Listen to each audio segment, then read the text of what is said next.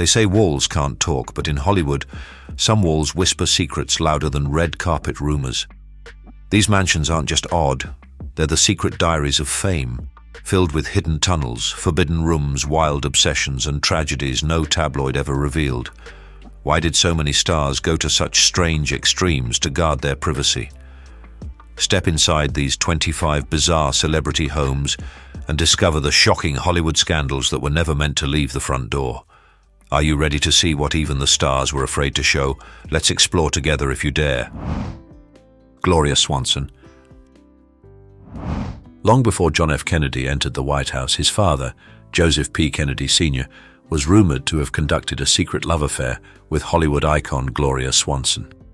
Their whispered rendezvous inside a now-demolished Spanish Moorish estate known as Casa del Sol.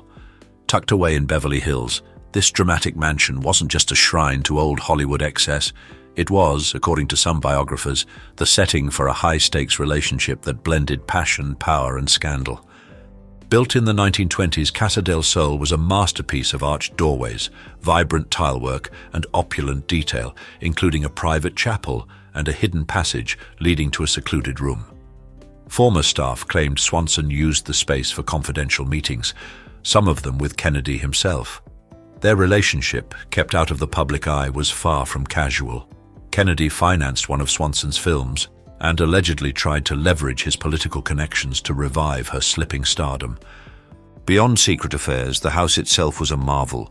Swanson filled it with rare artifacts from her global travels, Egyptian statues, antique tapestries, and exotic treasures that were later auctioned off after her death. Her parties were so extravagant that they became legend, with guest lists filled with moguls, stars, and silent whispers of studio backroom deals. But fame is fleeting. When Swanson's career declined in the era of talkies, the grand estate became a burden. She sold it under financial pressure, and eventually the house was torn down. Some say the workers who demolished it uncovered strange etchings and sealed compartments, ghostly remnants of a Hollywood dream turned secret sanctuary. Charlie Chaplin. From the outside, Charlie Chaplin's 1920s Beverly Hills home looked almost too modest for one of the most recognizable faces in cinema history. But beneath the property ran a hidden tunnel, confirmed by estate records. It allegedly led to a private wine cellar and perhaps more. Some claim these tunnels were his secret escape from reporters, while others believe they helped him evade government surveillance during darker times. Because here's the twist. In 1952, while Chaplin was on a trip to Europe, the US government revoked his re-entry permit due to suspicions of communist sympathies. He would never return to live in America again. His Beverly Hills home, once a creative sanctuary, became a silent casualty of Cold War paranoia. Declassified FBI files even reveal that agents monitored activity at the estate during the McCarthy era, suspecting subversive gatherings behind its unassuming walls. The garden held a miniature stage where Chaplin rehearsed gags in secret, sometimes emerging from tunnels to surprise his guests with theatrical flair. Even at home, he was always performing. Chaplin refused to modernize the interior, keeping the original 1920s decor, a quiet nod to the working-class beginnings he never truly left behind. After Chaplin's exile from America, the mansion gained a mythic reputation. Locals whispered that, late at night, mysterious visitors would sneak inside, hunting for lost treasures or unfinished scripts rumored to be hidden deep in the tunnels or cellar. Years later, new owners claimed to discover strange props, cryptic handwritten notes, and even sketches for films Chaplin never made, turning the house itself into a living archive of Hollywood's wildest dreams and secrets. Before we dive deeper, tell us, what country are you watching from? Drop it in the comments below. And stick around, because the next celebrity mansion on this list might just be the strangest one yet. Errol Flynn. Legend has it that hidden inside Errol Flynn's Hollywood mansion was a two-way mirror, so he could watch his guests without them ever knowing. But this wasn't just a party trick. According to former staff and archived estate records, Flynn designed Mulholland Farm like a playground for a man torn between fame, paranoia, and thrill-seeking indulgence. Tucked in the Hollywood Hills, the 1940s estate featured hidden passageways, a secret bedroom, a pistol range, and a private bar that once fueled the wildest parties of old Hollywood. Flynn, famous for his sword-fighting bravado in Captain Blood and the adventures of Robin Hood, was equally infamous off-screen for womanizing, scandals, and rumored intelligence ties during World War II. In fact, declassified FBI files later revealed the government kept an eye on him due to his international contacts and erratic behavior. Some believe his home wasn't just built for mischief, but for evasion. Inside Mulholland Farm, Flynn could disappear through a passage, spy on guests through that mirror, or duck out the back when creditors came calling. His pistol range wasn't just for sport. Close friends said he trained there obsessively, sometimes while intoxicated, hinting at a darker descent into control and paranoia. As Flynn's career declined in the 1950s, plagued by lawsuits, health issues, and financial ruin, his once glamorous estate fell into disrepair. Over time, the home was sold and eventually demolished, but its legend endures.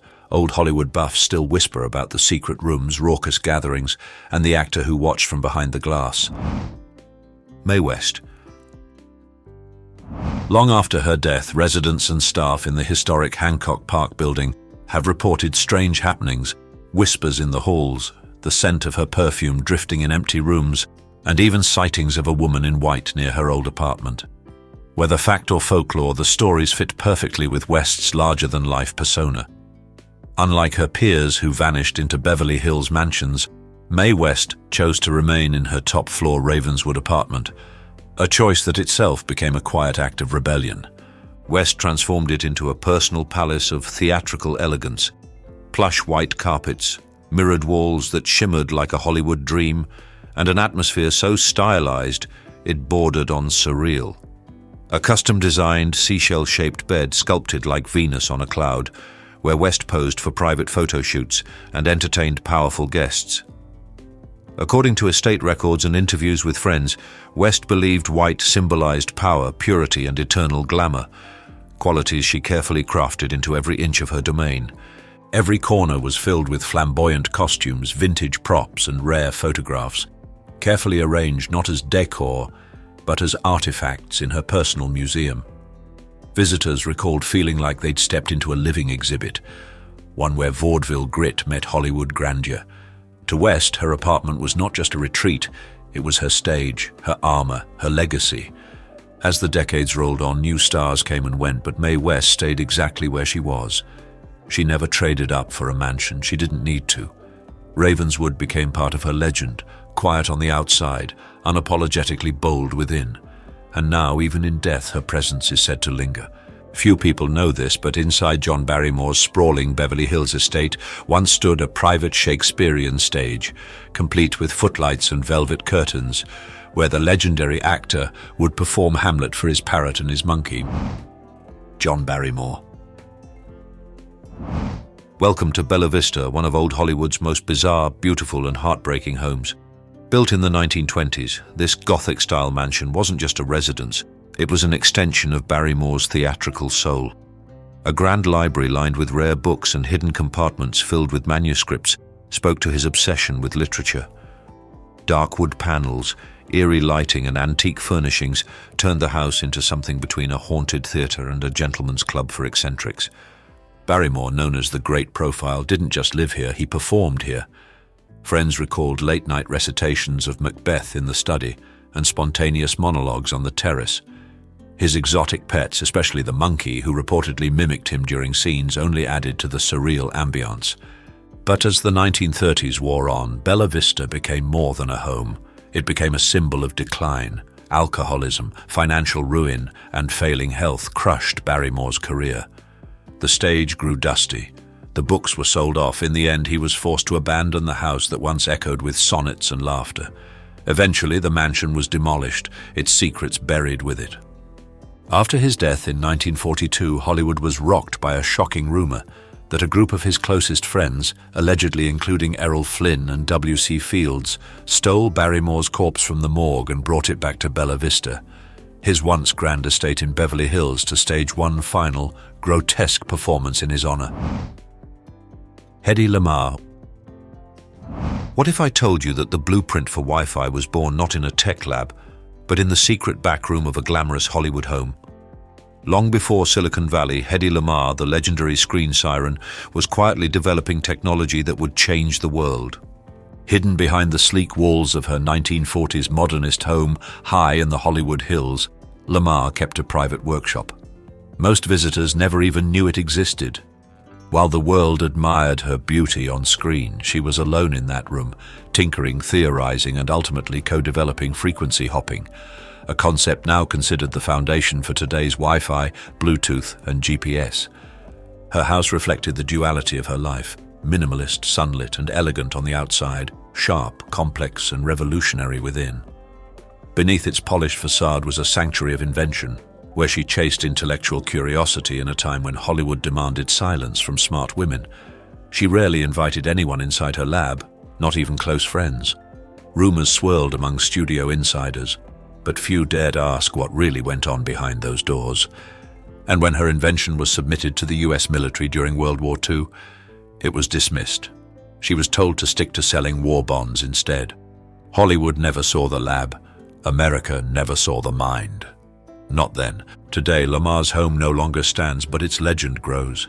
In a city obsessed with image, hers was a house that held secrets of science and resistance. Her story is a defiant reminder. Intelligence can be hidden in plain sight, even behind the face of a goddess. Howard Hughes.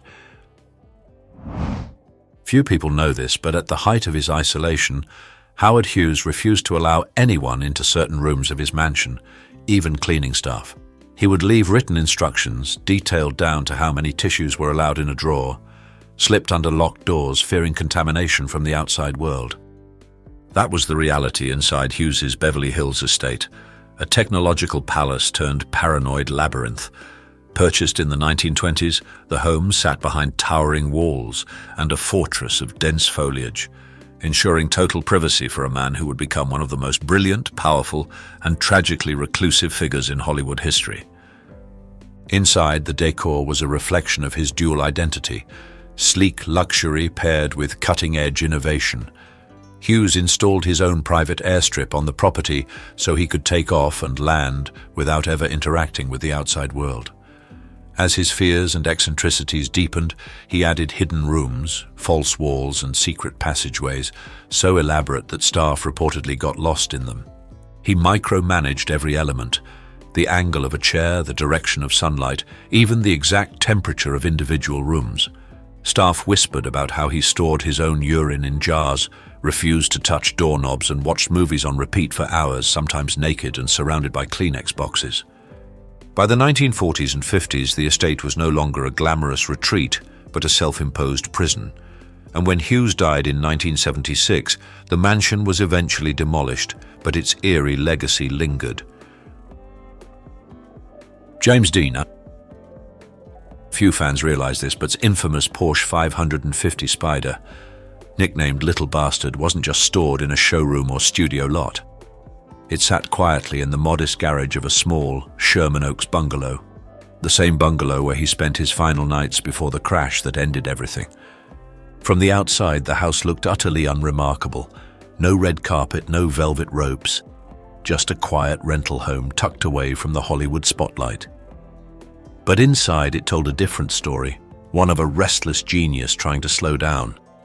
Dean, the symbol of rebellion on screen, used this space to sketch, play bongos, and read scripts in silence. Friends said it was the only place he didn't have to perform, the only place he let the walls down. And parked just feet from his bedroom was the 550 Spider, a machine so sleek and dangerous it felt like a prophecy. He loved that car, called it his mechanical soulmate. Some even claim he joked it was cursed. Days later he was dead, the car shattered. The myth born. What's haunting is how little has changed. The bungalow remained mostly untouched for years, a frozen portrait of youth, fame, and fatal momentum. Today, fans still drive by, imagining Dean sitting on the porch, script in hand, trying to understand who he was becoming. Before the world decided for him, did James Dean's unassuming Sherman Oaks bungalow truly curse the Little Bastard Porsche? Comment yes or no below and tell us why. Jayne Mansfield. Few know this, but when Jayne Mansfield first toured the mansion that would become the infamous Pink Palace, she didn't ask about the number of rooms or the price. she asked. "Can we paint everything pink, even the ceilings?" Built in the late 1950s, this Los Angeles mansion became one of the most flamboyant homes in Hollywood history. Drenched in bubblegum pink paint, with velvet walls, ceiling-to-floor shag, and a heart-shaped swimming pool that literally spelled out "I love you, Janie" in mosaic tile, the Pink Palace was less a home and more a bold declaration. Jayne Mansfield would never be anyone's second Marilyn. From the fountain her husband, Mr. Universe Mickey Hargitay, built, sometimes filled with pink champagne during her wild parties, to the ceilings lined with soft pink fur, every inch of the estate was an act of theatrical rebellion. Even in a town overflowing with spectacle, Jayne's palace stood out like a candy-coated fever dream. But behind the glitter and giggles was a deeper truth. Jayne, constantly typecast as a Monroe imitation, fought to claim a unique spotlight in an industry that often refused to let women be more than one thing. But like many Hollywood dreams, this one didn't last. The home fell into disrepair after her tragic death in 1967 and was eventually demolished in the early 2000s. Today, it exists only in photos, rumors, and the vivid memories of those who saw it. Buster Keaton. Before he lost everything, Buster Keaton built a 20-room wonderland in Beverly Hills, complete with a Roman-style pool, a private trout stream, an aviary, and a hidden bar that transformed into a personal screening room. But here's what almost no one knows. Walt Disney once visited the estate, fascinated by how Keaton had turned a home into a full-blown stage of wonder. Some say that tour sparked ideas that would later inspire the immersive world of Disneyland. Keaton didn't just build a house, he designed a personal film set. Every room was planned with precision, angles, lighting, flow, so he could sketch out slapstick gags, rehearse routines, or shoot experimental footage without leaving his front door. But as the golden era of silent film gave way to the talking picture revolution, Keaton's world began to collapse. His creative freedom was stripped by the studios, and a painful divorce drained his finances. Struggling with alcoholism and disillusioned by a changing Hollywood, Keaton was forced to sell his beloved estate, the very place that had once reflected his creative genius. By the time the house was demolished, it had already become legend, a silent film monument erased in a city that often forgets its past. Yet whispers remain of Disney walking its halls, of reels that may have been filmed in secret, of a man who gave everything to make others laugh until he had nothing left. Marion Davies. Marion Davies's legendary ocean house in Santa Monica looked like a royal palace dropped on the California coast. Over 100 rooms, 55 bathrooms, 37 fireplaces, and a 110-foot marble-edged pool that shimmered like old Hollywood dreams. But this wasn't just a movie star's mansion. It was the gilded cage of a complex love affair. William Randolph Hearst, the media tycoon who practically ran America's headlines, built the estate for Davies, his longtime mistress, using his fortune to make her a queen. And yet, the house became the most lavish symbol of how her life and career were shaped and sometimes stifled by his power. Their relationship was one of the most talked-about scandals of the era. He was married, she was rising. Behind their glamorous parties, attended by Winston Churchill, Charlie Chaplin, and the elite of both Hollywood and politics, Marion quietly shelved her own ambitions to play hostess to Hearst's empire. Some guests later recalled how Ocean House felt more like his statement than hers, despite her name on the gates. When Hearst's finances crumbled in the 1930s, the estate followed. Room by room, the mansion was stripped down. By the 1950s, the once grand home was demolished, bulldozed into memory. Only the pool and guest house remain, now part of the Annenberg Community Beach House. And in a twist of poetic irony, the structure once meant to immortalize Marion Davies now serves the public, open to all, owned by none. Mary Pickford. When the legendary Pickfair mansion was demolished in the 1990s, construction workers claimed they heard strange sounds echoing through the empty halls, soft footsteps, distant laughter, and even the faint notes of a piano. The house had been abandoned for years, but some believed Mary Pickford never truly left. After all, this wasn't just a home, it was Hollywood's original palace. Built in the 1920s, Pickford was a 42-room kingdom nestled in Beverly Hills, co-owned by Mary Pickford and her husband, Douglas Fairbanks, cinema's first royal couple. It became a shimmering symbol of the golden age, hosting titans like Albert Einstein, Charlie Chaplin, and Amelia Earhart. Behind its gates, legends mingled, secrets were whispered, and history was made. But behind the laughter and champagne bubbles, another story quietly took shape. After her marriage with Fairbanks collapsed in the 1930s, Mary's public life faded. She withdrew into Pickford, her once glittering palace now a gilded cage. Staff recalled seeing her wander the vast, ornate halls alone, surrounded by photos of a bygone era, haunted not by spirits, but by memories of lost fame, love, and youth. Her sanctuary became her sorrow. By the 1990s, the house had fallen into disrepair. New owner Pia Zadora cited termite damage and, oddly, paranormal disturbances as reasons to tear it down. The demolition enraged film historians, calling it an unforgivable erasure of Hollywood's past. Yet some whispered that the house refused to go quietly, with strange phenomena reported until its final brick fell. Today, Pickford exists only in photographs, archives, and ghost stories, but its name still echoes with the glamour and the grief of an era built on both dreams and delusions. Douglas Fairbanks. They say the world's first action hero didn't just leap across castle walls on screen, he built his own secret escape routes in real life. Tucked away in Santa Monica once stood Fairbanks Ranch, a lavish estate that Hollywood legend Douglas Fairbanks kept hidden from the spotlight. While he famously shared the grand Pickford estate with Mary Pickford, this lesser-known sanctuary was his true playground. Here, surrounded by lush gardens, a shimmering private lake, and a quaint boathouse, Fairbanks created a life that blended aristocratic charm with theatrical flair. The most jaw-dropping feature, a hidden underground tunnel that connected the main house to the boathouse, an architectural secret verified in original blueprints and staff accounts. Some say he used it to dodge nosy paparazzi. Others believe he used it for dramatic entrances, appearing at his lakefront parties like a scene straight from The Thief of Baghdad. One guest recalled how Fairbanks once emerged from the tunnel, dressed in full Robin Hood attire, longbow in hand, grinning like a boy at play. But the real legend began after Fairbanks' death. Workers clearing out the estate discovered a hidden chamber off the tunnel, filled with mysterious props, swords, masks, and even handwritten scripts for projects never filmed. Rumors swirled that Fairbanks had planned one final secret performance for his closest friends, a show that would blend myth, nostalgia, and farewell.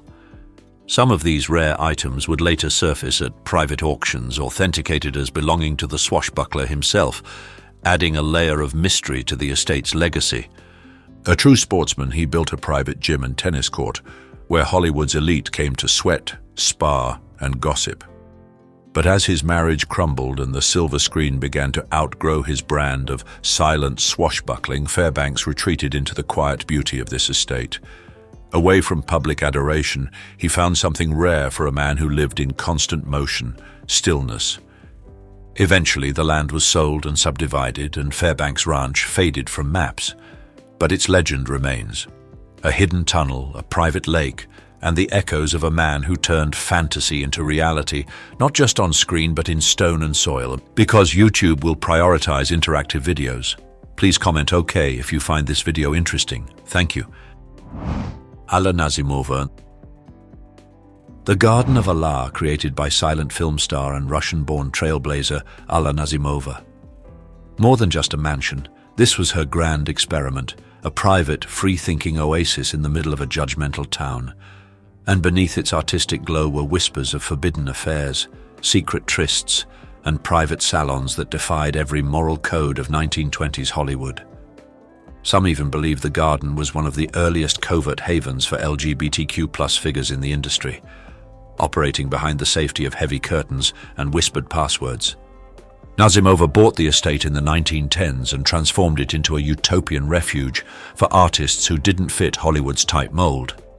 She built a ring of private guest villas around a pool shaped like the Black Sea, a nod to her homeland, and invited the likes of F. Scott Fitzgerald, Greta Garbo, Dorothy Parker, and Errol Flynn to stay, escape, and create.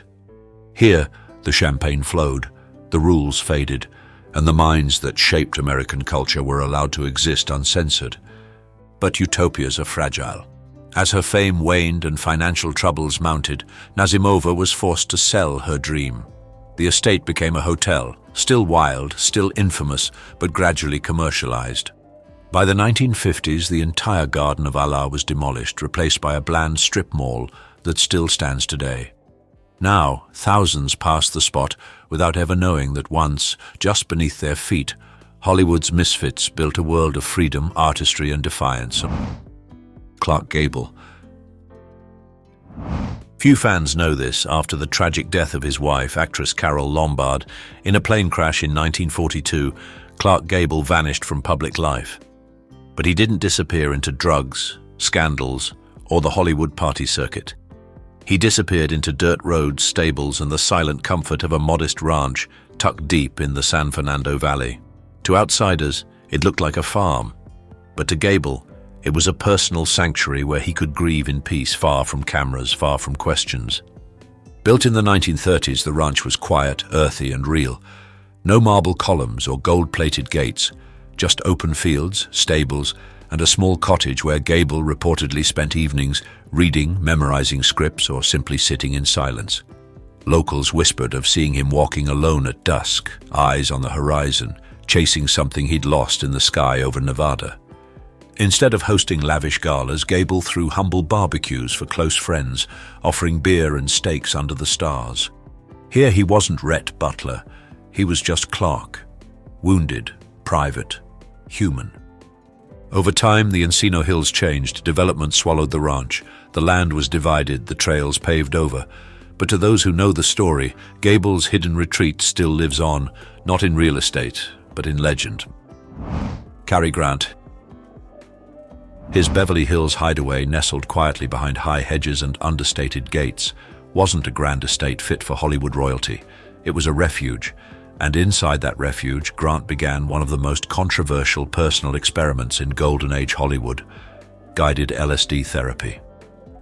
In the privacy of this elegant home, he underwent over 100 sessions, not for recreation, but to unlock suppressed trauma from a troubled childhood and the psychological weight of maintaining a public persona. Too perfect to be real. There were whispers of a hidden alcove behind the library shelves, leading either to his private study or perhaps to the very room where these sessions took place. Visitors never confirmed its exact purpose, but everyone agreed. There was more going on inside those walls than met the eye. Unlike the lavish parties of his peers, Grant's gatherings were intimate, screenings under the stars, thoughtful conversation, quiet joy. His decor, much like the man himself, was refined with a twist of humor. A surreal statue here, a playful piece of art there, clues that the man who seemed so polished still knew how to surprise. Even after he moved away, the house remained a subject of fascination. Locals still speak of its energy, peaceful yet charged with stories never fully told. Today, fans imagine that hidden door and wonder, was it just architectural flair, or a symbol of the inner worlds he tried so hard to protect? Rita Hayworth. Rita Hayworth, the ultimate 1940s sex symbol, was hiding one of Hollywood's most disturbing family secrets. She suffered serious injuries from his biological father. Marketed as the fiery-haired fantasy of the 1940s, Hayworth was born Margarita Cancino, the daughter of a Spanish dancer who forced her into show business and into a life of control and trauma. From age 12, she toured seedy clubs as his dance partner, all while enduring unspeakable abuse behind closed doors. It was a truth she revealed only years later to Orson Welles, her second husband, because in that era, such a revelation would have destroyed her career. To the studios, she was too ethnic for stardom, so Columbia Pictures erased her identity. Her hairline was reshaped with painful electrolysis, her dark hair dyed red, her name whitewashed into Rita Hayworth. Even her backstory was rewritten to bury her Latina roots. The real Rita was replaced by a fantasy, engineered, sold, and idolized. But behind the sparkle of Gilda was a woman who never escaped her past. They go to bed with Gilda and wake up with me. she famously said, a line that perfectly captured the tragic duality she lived with. She endured 5 failed marriages, including to Prince Ali Khan and Wells, and lived haunted by the scars of betrayal and loss of identity. Her life is one of the starkest examples of how the Hollywood machine didn't just manufacture stars. It erased truths, rewrote backgrounds, and buried childhood trauma under silk gowns and silver screens. If you're staying with us and uncovering every powerful story in this video, comment the letter A below to show your support for hope, healing, and a healthier future. Rock Hudson. The shocking truth behind Rock Hudson's perfect life was a lie built by Hollywood itself. In reality, Hudson was a gay man, but in the 1950s, that truth could have destroyed his career overnight. While millions swooned over his on-screen romance with Doris Day, Hudson was living a secret life, forced by the studio system to play a role off-screen as much as on. To silence rumors and stop the scandal magazine Confidential from outing him, Hollywood went into crisis mode. Hudson's agent staged a marriage with his own secretary, Phyllis Gates, making headlines and restoring Hudson's all-American image. The union was nothing but a cover, lasting just 3 years until the gossip faded. Behind closed doors, Hudson reclaimed moments of freedom, hosting legendary private parties known only to a trusted circle, but to the public he was always the unattached heartthrob, the dream bachelor. Hollywood's power was absolute. The studios enforced strict morality codes, shaping not just films but the lives of their stars. For Hudson, every genuine relationship was hidden, every magazine interview a performance. Friends like Elizabeth Taylor kept his truth safe, while journalists, either complicit or afraid of lawsuits, kept the secret until the very end.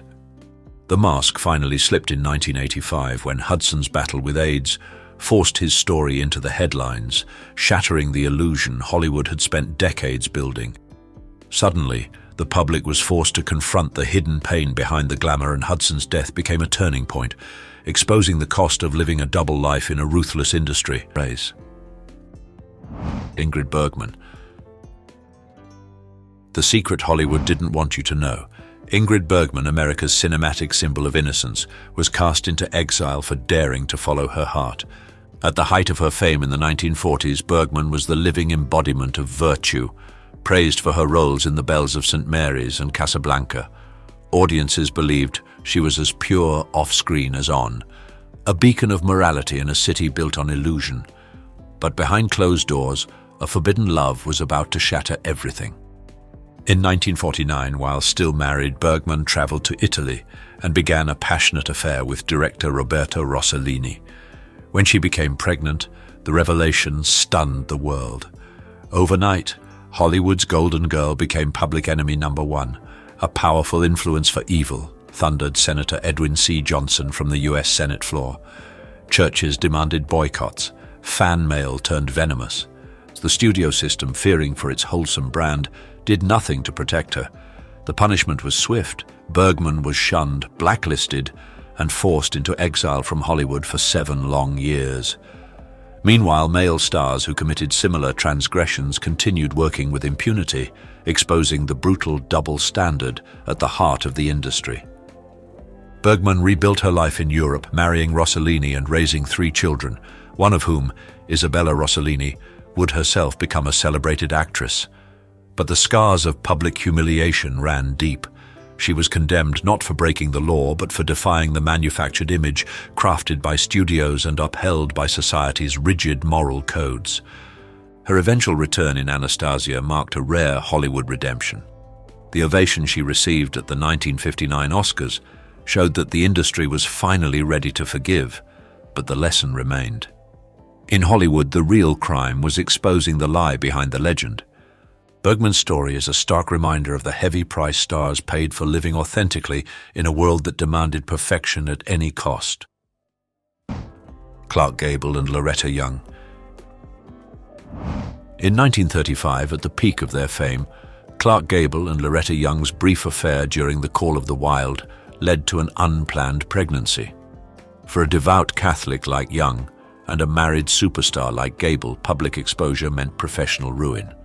In an era when a single scandal could end a woman's career, Young vanished from Hollywood, giving birth to her daughter Judy, in secrecy. Desperate to preserve her reputation and avoid the era's harsh judgment of unwed mothers, Loretta orchestrated a daring deception. Months after Judy's birth, she staged an adoption, publicly presenting Judy as her adopted daughter, never revealing the truth, not even to Judy herself.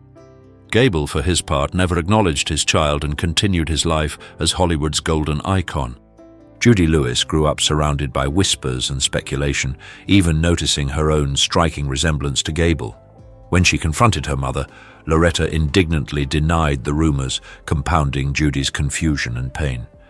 Meanwhile, Hollywood's powerful studio system and a complicit press worked relentlessly to keep the truth buried, fearing the fallout for two of their biggest stars. The emotional scars ran deep. Judy struggled with feelings of abandonment and identity, while Young lived in constant fear of her secret being exposed. The truth finally surfaced years later, first as tabloid hints in the 1950s, then in 1994 when Judy published her memoir, Uncommon Knowledge. In it, she described the heartbreak of confronting her mother and Loretta's late-life confession that Judy was indeed her biological daughter. This story is more than a hidden romance. It's a testament to the brutal pressures of old Hollywood, the power of image, and the lifelong consequences of secrets kept for the sake of fame. The Gable Young cover-up exposes the human cost behind Hollywood's glittering facade, reminding modern audiences that even the brightest stars carry shadows no spotlight can erase. Bing Crosby. In films like Going My Way, Crosby was the embodiment of gentle fatherhood, a trusted priest, a guiding hand. But according to his eldest son, Gary Crosby's explosive 1983 memoir, Going My Own Way, the reality was starkly different. Their beloved father was, in Gary's words, a tyrant at home. He described a childhood ruled by fear, where affection was replaced by weekly weigh-ins, emotional coldness, and brutal punishments. The worst of these came in the form of belt lashings that at times drew blood. Gary's vivid account accused Crosby of being controlling, aloof, and obsessed with discipline to the point of cruelty. Two of Gary's brothers, Dennis and Lindsay, later supported parts of the memoir. One of them, Lindsay, would eventually die by suicide, adding a tragic exclamation mark to the family's dark history. Meanwhile, their brother Philip dismissed Gary's claims as exaggeration, and Crosby's second family publicly denied them all, calling Bing a loving and devoted father. But that contradiction, that chilling divide between America's idealized Christmas crooner and the man his children came to fear, has never fully faded. Hollywood, in the mid-20th century, was a fortress of image control. Studios tightly curated their stars' reputations, and any private scandals, especially those involving family dysfunction, were buried deep behind PR spin and fan magazine fluff. At the height of Crosby's fame, no one dared challenge the illusion of the gentle patriarch. Even as Gary's revelations came to light 6 years after Bing's death, fans resisted. How could such cruelty coexist with such charm? Charlie Chaplin. Charlie Chaplin, Hollywood's beloved little tramp, harbored a dark secret behind the smile. At age 35, he secretly married a 16-year-old girl to avoid jail time.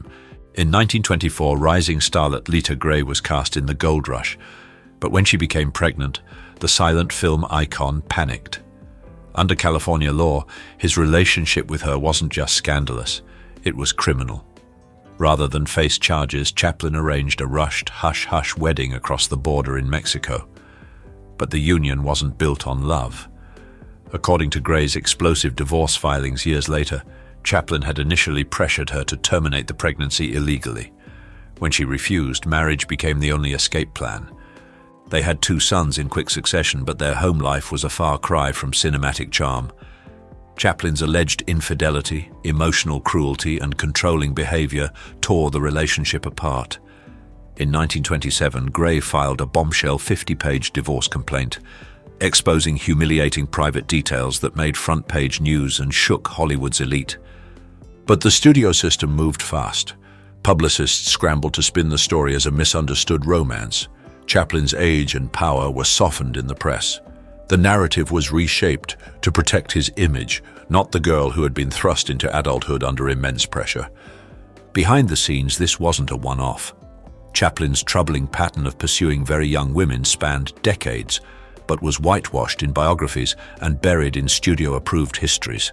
In a modern context, his actions would trigger outrage, not gossip. Chaplin's cinematic legacy is monumental, but so too is the silent cost of protecting a star at all costs. Lita Gray's story remains one of Hollywood's most disturbing family secrets, a tale of power, silence, and how far the industry once went to shield its kings. She married her former stepson, and it wasn't just a rumor, it was the truth that Hollywood spent a decade trying to bury. Gloria Graham. Spencer Tracy. For over 2 decades, Spencer Tracy lived a double life. Officially a devoted Catholic husband and philanthropist, but secretly the lifelong companion of Katharine Hepburn. From the outside, Tracy embodied moral integrity, winning Oscars for roles like Boys Town and serving as a symbol of classic American values. Studio publicity painted him as a model husband to Louise Treadwell, with whom he shared a public dedication to charity and family. But inside, Tracy battled private demons. His marriage fractured after their firstborn son, John, was born deaf in 1924. Consumed by guilt, Tracy irrationally believed his son's condition was punishment for his own failings. This relentless self-blame drove him into cycles of alcoholism and depression, pains carefully hidden behind Hollywood's polished facade. By the late 1930s, Tracy and Louise lived apart, though divorce was out of the question.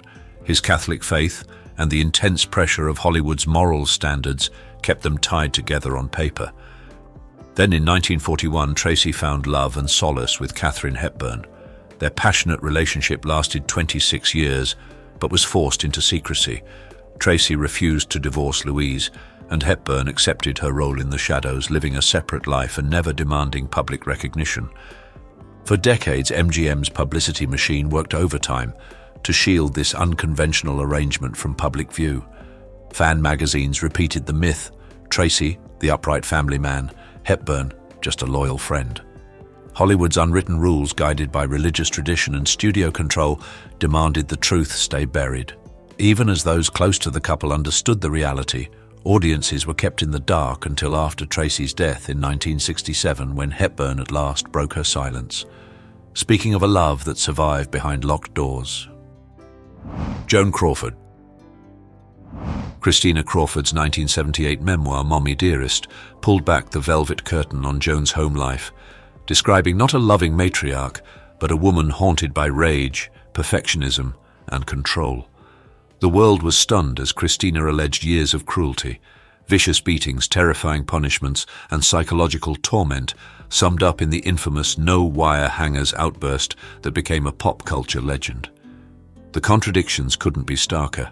The star America worshipped for her poise and discipline was, behind closed doors, allegedly consumed by alcoholism and fits of violence. Yet the scandal ran even deeper. Decades after Joan's peak, it emerged that her youngest children had been adopted through Georgia Tann's Tennessee Children's Home Society, a front for one of America's most notorious baby trafficking operations. While there's no evidence Crawford knew the children's origins, the revelation cast a long shadow on her supposed fairy tale adoptions, raising new questions about her drive for a perfect family. Hollywood studios, desperate to protect their icons, aggressively managed Crawford's image, burying whispers and glossing over rumors. But Mommy Dearest made the private horrors public. Even Crawford's surviving daughters denied the abuse, further deepening the mystery and sparking debates about memory, trauma, and the price of fame. Do you believe Christina Crawford's shocking claims about Joan Crawford were true? Type yes if you believe Christina's memoir revealed the real Joan, or no if you think the truth is still up for debate.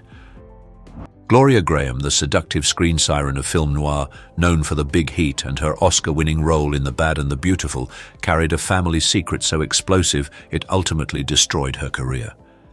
In 1951, while married to director Nicholas Ray, Gloria's already crumbling marriage detonated overnight. According to Ray himself, he returned home unexpectedly one evening and walked in on a scene that shattered him. His wife was found to have had an inappropriate relationship with her husband's stepchild when he was a minor. The fallout was immediate. Ray quietly separated from her, and by 1952 they divorced, officially citing only irreconcilable differences. The real story? Silenced, sanitized. Studios feared the damage such a revelation could do, not just to Graham, but to Hollywood's carefully managed image of glamour and control. In an era where public morality ruled the press, the truth was buried under non-disclosure agreements and ironclad publicity management. But the story didn't end there. It took an even more bizarre turn. Years later, after other failed marriages, Gloria reconnected with Tony Ray, now an adult. In 1960, the two secretly married in Tijuana. She was 37, he was 23. Not only had she once been his stepmother, but tabloids would later discover that their relationship had roots dating back to his adolescence. For 2 years, the marriage stayed under wraps. But in 1962, a bitter custody battle with another ex-husband blew everything open. When the press learned that Graham's fourth husband was her former stepson, the public recoiled, and Hollywood turned its back for good. Studios that once shielded her now blacklisted her. Her name disappeared from A-list productions. With nowhere left to go, Graham turned to low-budget films, television, and stage roles in the UK, clinging to her craft while her reputation crumbled under the weight of one forbidden love. Raymond Burr. Raymond Burr's biggest secret wasn't a crime, it was a family that never existed. For decades, the world believed the Perry Mason star was a widower who had survived unimaginable tragedy. A wife lost in a World War II plane crash, a young son claimed by leukemia, and another wife taken by cancer. None of it was true. Burr invented this heartbreaking backstory, down to names, dates, and emotional anecdotes, so that no one would ever suspect the truth behind his bachelor life. In reality, Burr was gay, a secret he fought desperately to protect in the rigid, unforgiving Hollywood of the 1950s and 60s. At a time when exposure could end a career overnight, Burr's invented tragedies served as a shield. The studios and his publicity team helped spin the narrative, ensuring the media repeated these tales of heartbreak and loss. Reporters probing into his personal life were stonewalled by Burr's now famous line, "I don't discuss that." And the world moved on. But behind this elaborate facade, a real love story unfolded, one the public never saw. Burr shared his life, quietly and faithfully, with his partner Robert Benavides. For 35 years, they built a life together on a California vineyard, their relationship known only to trusted friends. The emotional toll of living in hiding, of inventing family members just to pass as normal, was the price Burr paid for his career and his art. Why the charade? In mid-century Hollywood, social norms and studio power made authenticity dangerous. Leading men had to embody the image America wanted to see. The risk of scandal, professional ruin, and public shame was ever present. The studios, well aware of the stakes, often helped their stars create false histories, blending fiction with reality to keep up the illusion. It was only after Burr's death in 1993 that his secret unraveled. His carefully constructed phantom family was exposed as a masterpiece of self-preservation in an industry built on image and illusion. Burr's legacy is both a cautionary tale and a testament to the sacrifices made in the name of art and the human cost of Hollywood's relentless demand for perfection. Gene Tierney. In 1943, Tierney was pregnant when a devoted admirer broke strict quarantine to meet her at a Hollywood event. The fan, carrying rubella, unknowingly passed the virus to Tierney, changing her life forever. The result, her daughter Daria was born with severe disabilities, deaf, partially blind, and with significant developmental delays. The public never knew. Under pressure from Hollywood's ruthless image machine, Tierney and her husband, Oleg Cassini, made the agonizing decision to place Daria in an institution, a reality hidden from fans and the press for decades. Tierney was consumed by guilt and grief. Behind her dazzling on-screen smile, she fought a silent battle with depression, undergoing repeated hospitalizations and even electroshock therapy, taboo subjects at the time, fiercely concealed by the studios to protect her box office appeal. In a chilling twist, Tierney would later overhear the very fan who had infected her recounting their encounter, unaware of the devastation it had caused. Tierney stayed silent, her pain too deep to reveal. Hollywood's culture of secrecy and perfection, especially in the 1940s, left stars like Tierney with nowhere to turn. Studios intervened ruthlessly, erasing any hint of scandal or perceived weakness. In Tierney's case, the burden of keeping her daughter's fate secret nearly destroyed her. It wasn't until 1979, in her own autobiography, that Tierney finally told the world the truth. The raw honesty of her story exposed the cruel reality beneath the Hollywood dream, and inspired Agatha Christie's novel The Mirror Cracked from Side to Side, though few realized its roots lay in Tierney's real-life anguish. Patty Duke. In the late 1960s, Patty Duke, already an Oscar winner and America's sweetheart, found herself pregnant and facing the one scandal that could destroy a star's career. She had no idea who the father was. Desperate to protect her wholesome image, the studio and her publicists acted fast. Patty hastily married Michael Tell, a virtual stranger, during her pregnancy. The marriage lasted a mere 13 days and was never consummated. Meanwhile, gossip columns erupted, linking her romantically to teen idol Desi Arnaz Jr. and actor John Astin. To the outside world, Patty spun a story. John Astin was the father. The couple married soon after, and John raised the boy, Sean, as his own. But behind closed doors, uncertainty loomed. Years later, Patty confessed to Sean that Desi Arnaz Jr. could be his real father. It was a confession that shattered his sense of identity and set off a quest for truth. Who do you think was really Sean Astin's biological father, John Astin, Desi Arnaz Jr., or Michael Tell? Type your answer in the comments below. Just write Astin, Arnaz, or Tell to cast your vote. Let's see who gets it right. It wasn't until the 1990s, when DNA testing became possible, that Sean Astin finally demanded answers. The results shocked everyone. His biological father was Michael Tell, the man Patty had impulsively wed for just under 2 weeks. The irony? Michael Tell and Patty Duke never even lived together, let alone acted as husband and wife. This paternity puzzle was more than a tabloid spectacle. It was a masterclass in how Hollywood studios manufactured illusions, hid inconvenient truths, and used quickie marriages to silence rumors. The emotional fallout for everyone involved was immense. Patty Duke carried the burden of secrecy for decades, while Sean Astin was forced to navigate a maze of conflicting family histories and hidden pain. Today, Sean embraces all three men, John Astin, Desi Arnaz Jr., and Michael Tell, as part of his unique story, choosing love and acceptance over scandal and resentment. Patty Duke's ordeal is a haunting reminder of how far old Hollywood would go to preserve a star's image, even at the cost of personal happiness and identity. Clara Bow. Born into chaos in Brooklyn, 1905, Clara's childhood was a storm of neglect and terror. Her own mother, gripped by mental illness, once tried to take her life. Even more devastating, Clara would later confide that she suffered abuse at the hands of her father. A trauma so severe it left scars for life.